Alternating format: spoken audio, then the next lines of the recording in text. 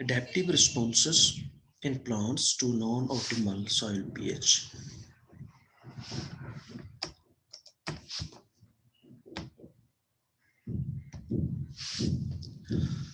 Introduction. Soil is a multiphasic system containing nutrients in varying degrees of solubility. In natural ecosystem, nutrients originate from inorganic and organic materials, and only a small fraction of these elements are dissolved in liquid phase. जैसा कि आप जानते हैं कि soil जो है जिसको हम टॉप सॉइल कहते हैं उसमें हर किस्म के न्यूट्रिएंट्स मौजूद होते हैं।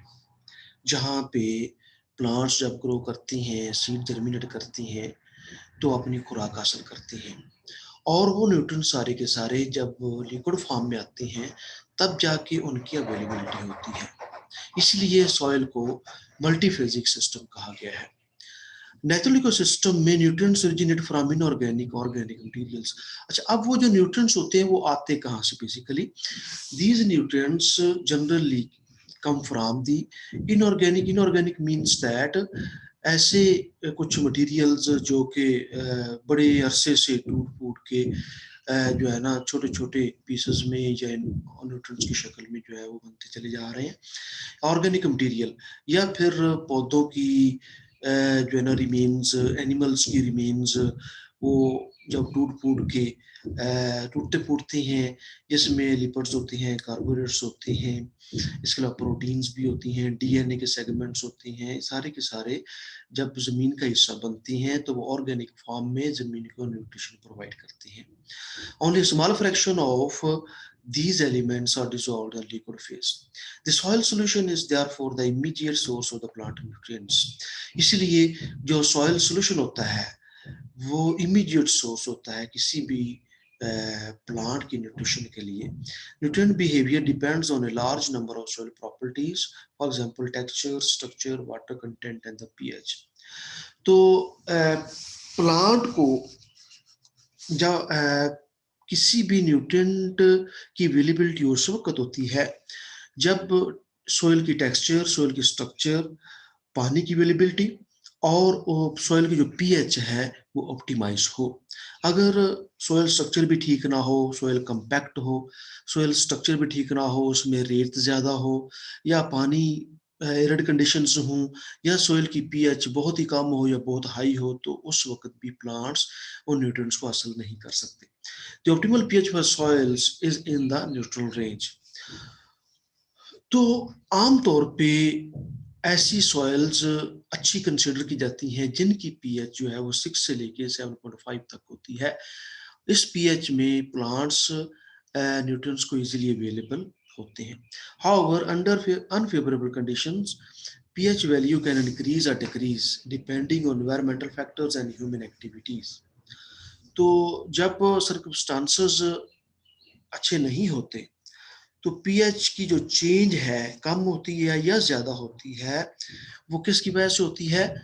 वो एनवायरमेंटल फैक्टर्स की वजह से। एनवायरमेंटल फैक्टर्स मतलब कहीं पे बारिश ज़्यादा हो गई, कहीं पे एसिड रेन हो जाती है, कहीं पे लोग कूड़ा करकट फेंकना शुरू कर देते हैं जिसमें जो कि ह्यूमन एक्टिविटीज़ के अंदर आता है, या फिर फार्मर्स हैं खाद ज़्यादा डाल दी, उसमें जो है ना पेस्टिसाइड ज़्यादा इस्तेमाल कर ली, या फिर उसमें जो है ना ऑर्गेनिक मटेरियल ज़्यादा उसमें डाल दिया, उसकी सॉइल की पीएच जो है ना वो डिस्टर्ब हो जाती है। आमतौर पे जल्दी वो समझ नहीं आती कि सॉइल के साथ हो क्या रहा है।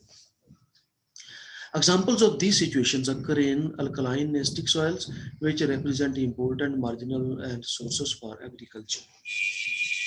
Alkaline soils have an intrinsically low phosphorus, iron and molybdenum availability, which are imposed by the high abundance of the cations. Alkaline soils ऐसी सॉइल्स होती हैं जिसकी पीएच 7 से ज़्यादा होती है, मतलब 8 से भी ज़्यादा होती है, और सॉइल्स हैव एन इंट्रिंसिकली लो। ऐसी सॉइल्स में फास्फोरस भी कम होता है, आयरन भी कम होता है और मोलिब्डेनम, ये ऐसे एलिमेंट्स हैं जो कि डायरेक्ट प्लांट की ग्रोथ के लिए ज़रूरी होती हैं या उस न्यूट्रिएंट्स की अवेलेबिलिटी के लिए ज़रूरी होते हैं। मोलिब्डेनम जो है, this is a trace element basically, this is used during the enzyme reaction और फोटोसिंथेसिस के दौरान जब न्यूट्रिएंट्स की अवेलेबिलिटी होती है तो मोलिब्डेनम बड़ा अहम किरदार अदा करता है, which are imposed by high abundance of the cations. तो cations और anions, you must understand and know that which are the cations. Cations are the substances having the negative charge. Soil pH is a critical factor that influences many soil properties and determines soil fertility. In aqueous liquid solutions, aqueous means होता है liquid, soil के अंदर अगर पानी डाल दे तो उसका solution सा बन जाता है, उसको aqueous solution कहते हैं. An acid is a substance that donates hydrogen ions to another molecule. Soil pH is a measure of number of protons in the soil solution. तो पीएच क्या चीज फिर हुई कि किसी भी सॉल्यूशन के अंदर हाइड्रोजन आयन की कंसंट्रेशन होती है और हाइड्रोजन आयन की कंसंट्रेशन को प्रोटॉन भी कहते हैं. The actual concentration of hydrogen ions in the soil solution would be quite small. For example, a soil with pH 4 has hydrogen ion concentration in the soil water of just 0.0001 moles per liter. तो जब pH कम होती है soil की या किसी भी solution की, उस वक्त हाइड्रोजन की जो कंसंट्रेशन होती है वो इतने मोल पर लीटर होती है. अब this is the separate science कि मोल क्या होती हैं, मोलर कंसंट्रेशंस क्या होती हैं और परसेंटेज कंसंट्रेशंस क्या होती हैं, ये किसी टाइम मैं आपको फिर बताऊंगा. तो इतने मोल बहरहाल ये होते हैं 1 लीटर के अंदर. Because the pH scale employs the use of logarithms, each whole number change, for example, 5 to 4, represents a 10-fold increase in the concentration of hydrogen ions. जब आप pH करती हैं किसी भी solution की, तो उसकी pH change होती है 2, 3, 4, 2.5, 2.5, 2.8 आगे 3.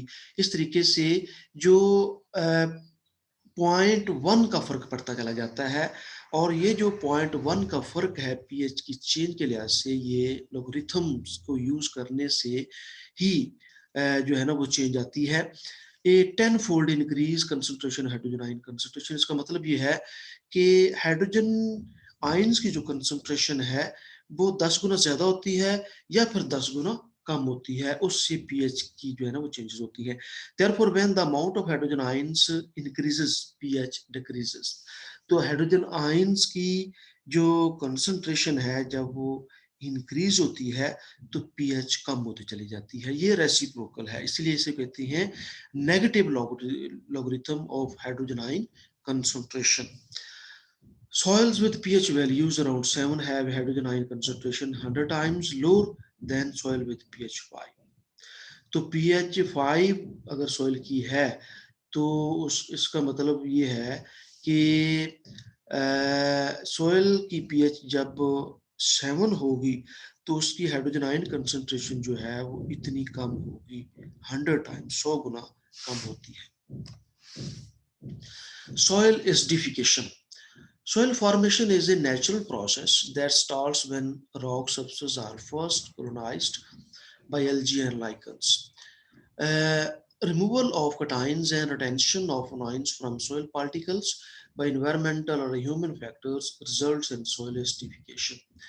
तो सोयल कैसे, बेसिकली सोयल कैसे बनी, ये भी एक अलग टॉपिक है. जब वेदरिंग होती है, soil weathering,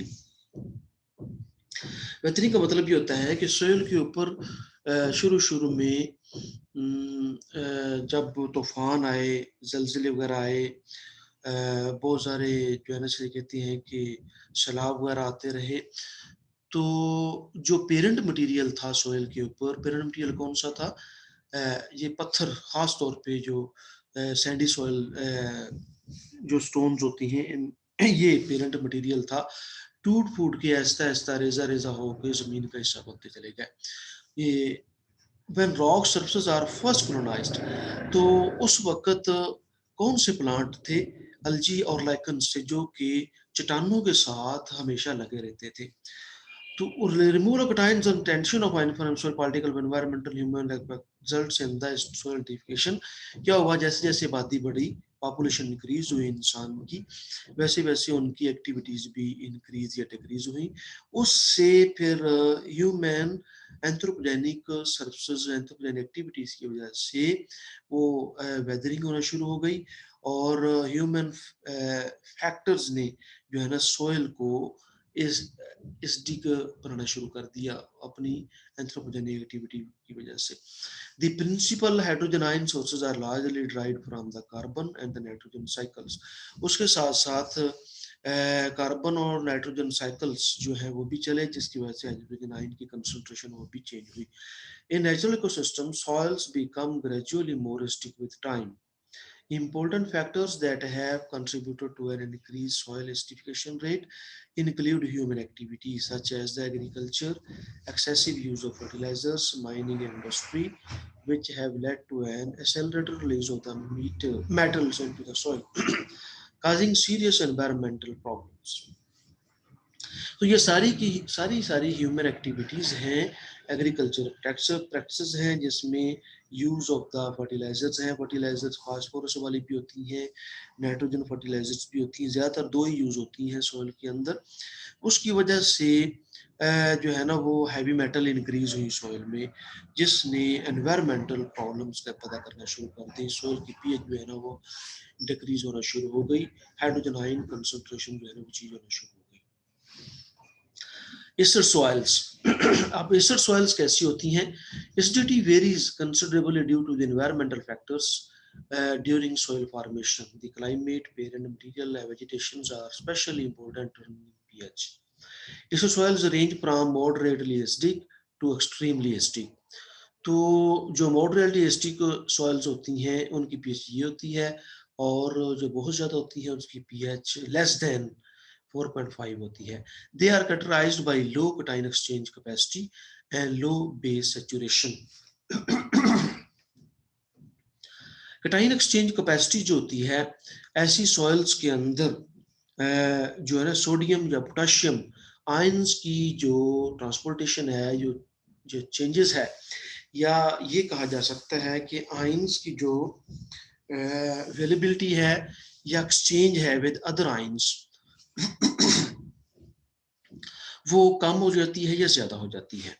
according to the classification, acid soils are divided into acrisols, renosols, candisols, histosols, ferrasols, lubisols, planosols, pedosols, and pluvisols. These are the types of the soils, acidic soils।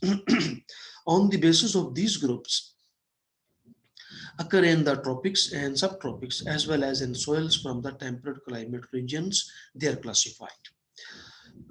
और ये ज़्यादा से ज़्यादा ये जो classification है soils की, acidic soils की, ये किन जगहों पे मिलती है?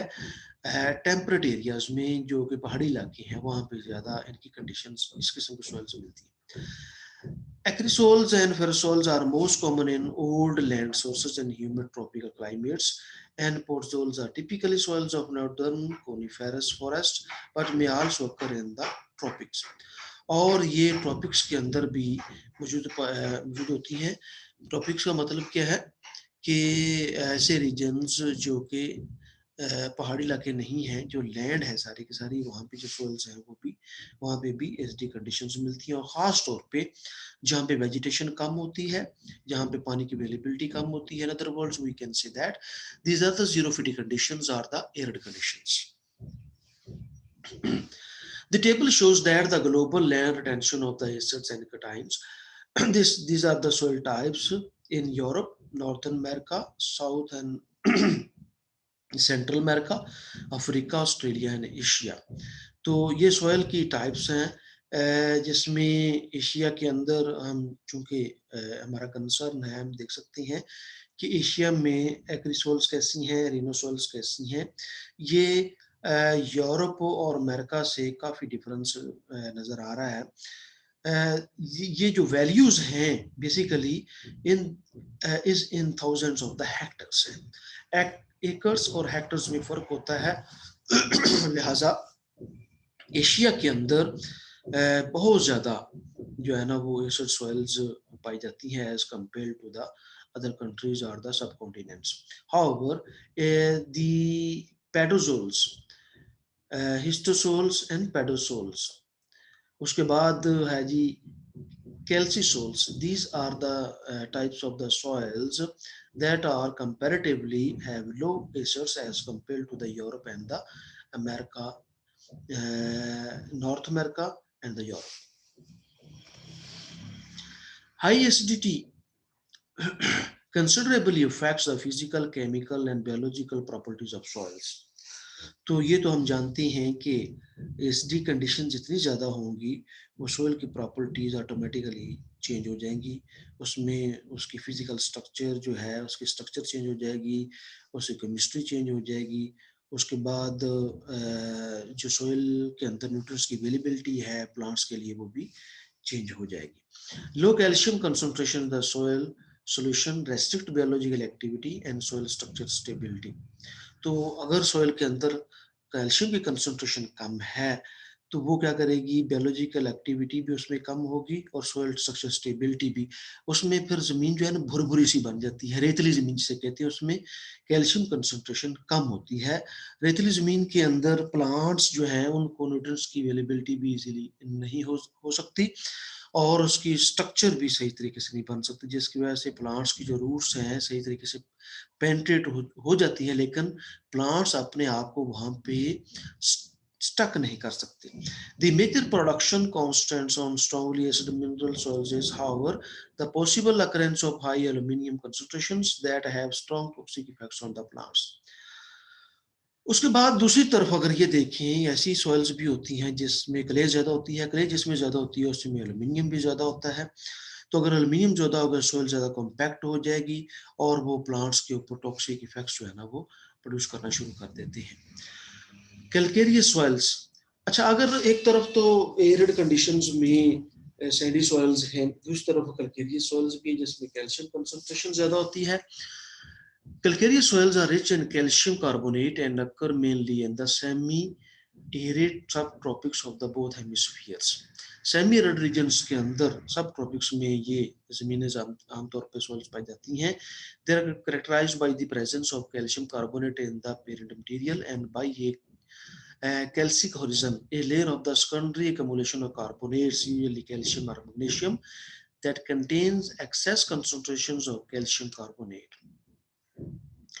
In WRB soil classification system, calcareous soils occur mainly in the reference soil group of the calcisols. This is the system of the classification. Calcium carbonate is especially abundant in regions where calcareous parent material occurs. तो जाहिर है कि जहाँ पे calcium carbonate के पहाड़ हैं, calcium carbonate बहुत ज़्यादा पाया जाता है, तो वहाँ पे कैल्शियम कार्बोनेट जमीन के अंदर ऑटोमेटिकली ज़्यादा होगा। Calcareous soils tend to be low in organic matter and available nitrogen. Calcareous soils can contain calcium carbonate and sodium carbonate, both relatively insoluble, which lead to the saturation of the calcium sodium exchange sites.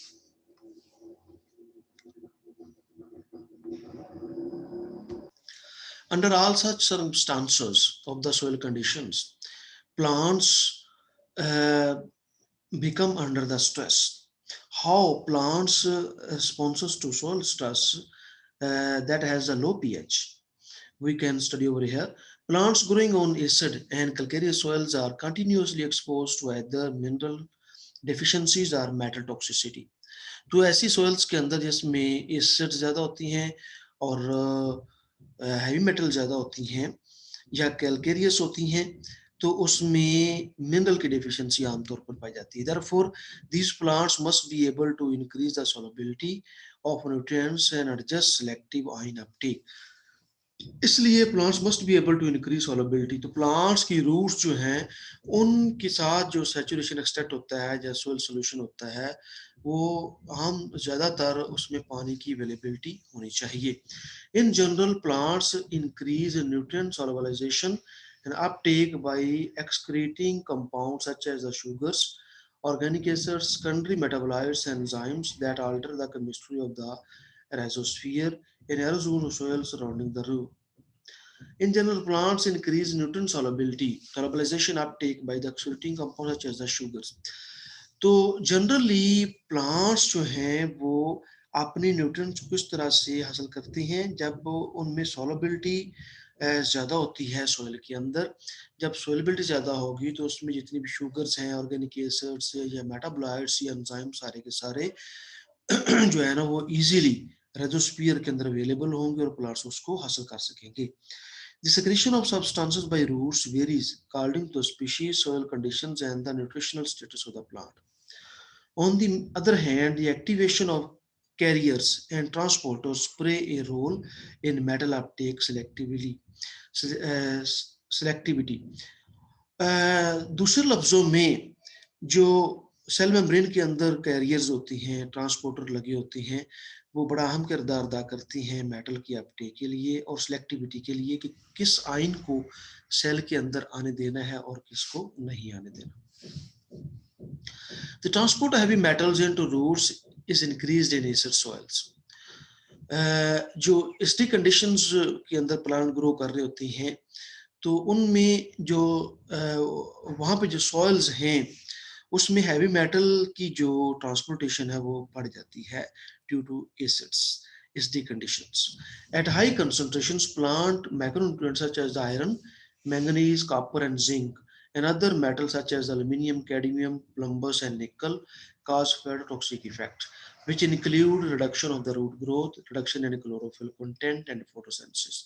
तो ये तो आमतौर पे हम जानती हैं कि जो हैवी मेटल्स होती हैं ये प्लांट्स के अंदर उसकी मेटाबॉलिज्म को डिस्टर्ब करती हैं और जो मैक्रोन्यूट्रिएंट्स है जिसमें आयरन और मैंगनीज वगैरह है, these are the essential elements basically, और ये एसेंशियल एलिमेंट्स की जो अवेलेबिलिटी कम होती चली जाती है और हैवी मेटल जो है उनकी अवेलेबिलिटी ज़्यादा हो जाती है due to the disturbance of the soil pH.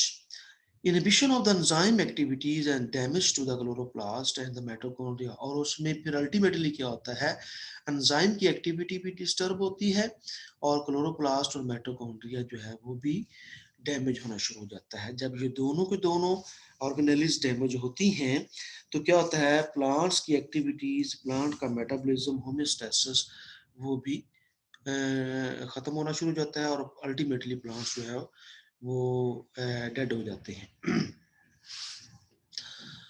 उसके बाद फास्फोरस की डेफिशिएंसी इन कंडीशंस में होती है। इसमें few unfertilized soils release phosphorus fast enough to support the high growth rate of the crop plant species. ऐसी प्लांट स्पीशीज जिनका growth rate बहुत ज़्यादा होता है वो उसके अंदर फास्फेट की जो अवेलेबिलिटी होती है वो कम होना शुरू हो जाती है due to the unfertilized soils. In many agriculture systems in which application of phosphorus to the soil is necessary, the recovery of applied phosphorus by crop plants is very low in growing seasons.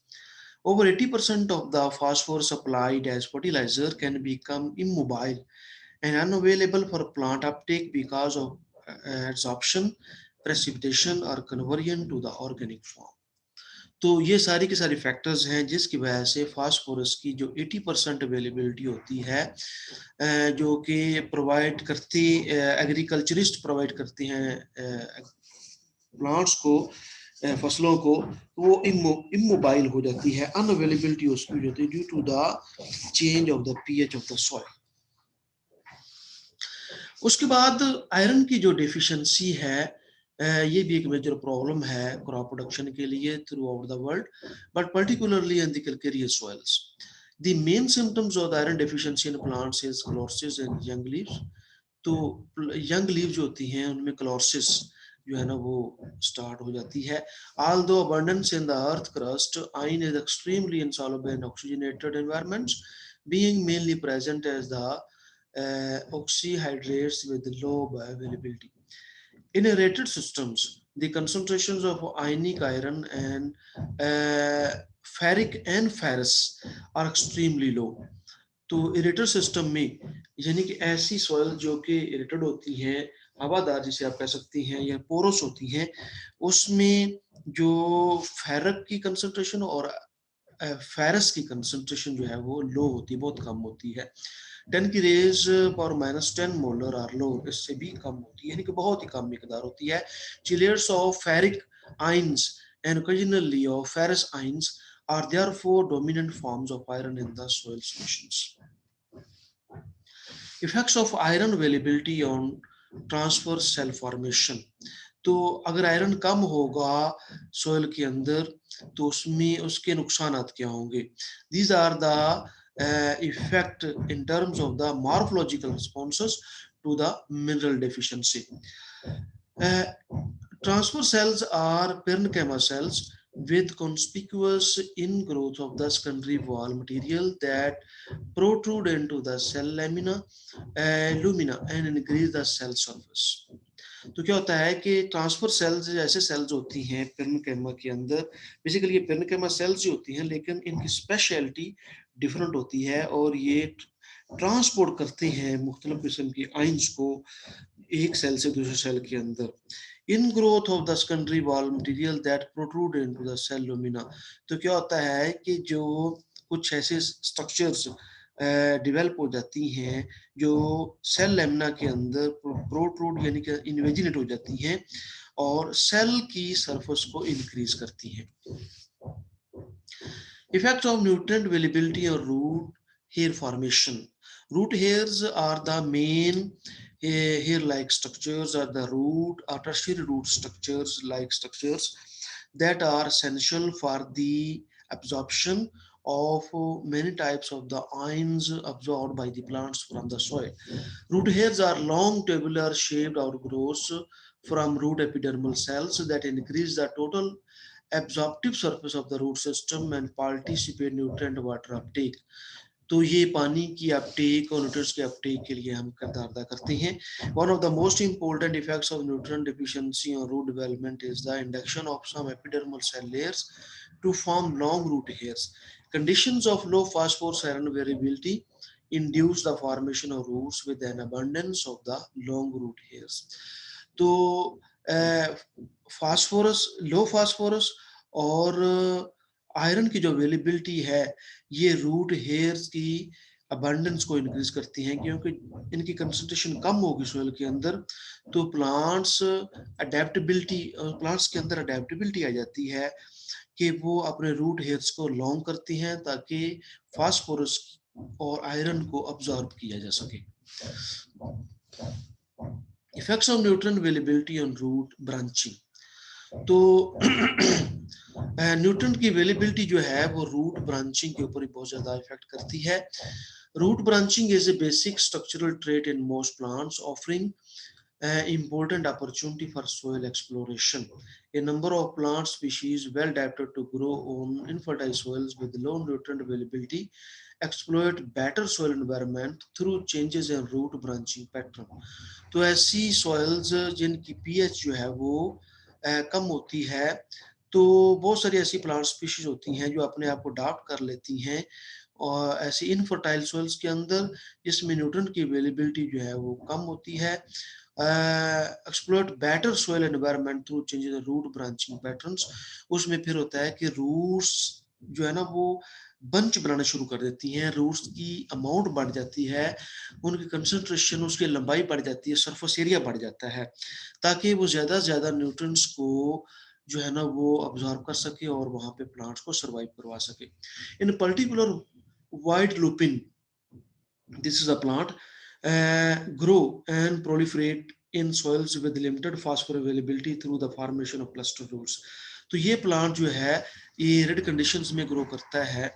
ये इसकी ऐसी soils के अंदर जहाँ पे nutrient की availability कम होती है वहाँ पे ये अपने रूट्स को बंच बनाता है क्लस्टर बन जाते हैं, जिसकी वजह से ये मैक्सिमम सरफेस एरिया पैदा करने की वजह से न्यूट्रिएंट्स की अवेलेबिलिटी हासिल कर लेता है। Cluster roots also termed proteoid roots consist of groups of small lateral roots that rise from the pericycle and are specialized in phosphorus uptake. Cluster roots develop more extensively when lupin plants exposed to phosphorus limiting conditions, और Lupin के अंदर खास तौर पे ये जो cluster roots होती हैं ये डेवलप होती हैं to absorb the phosphorus from the calcareous or the arid conditions. This is our lecture. Do you have any question? Then you can ask me.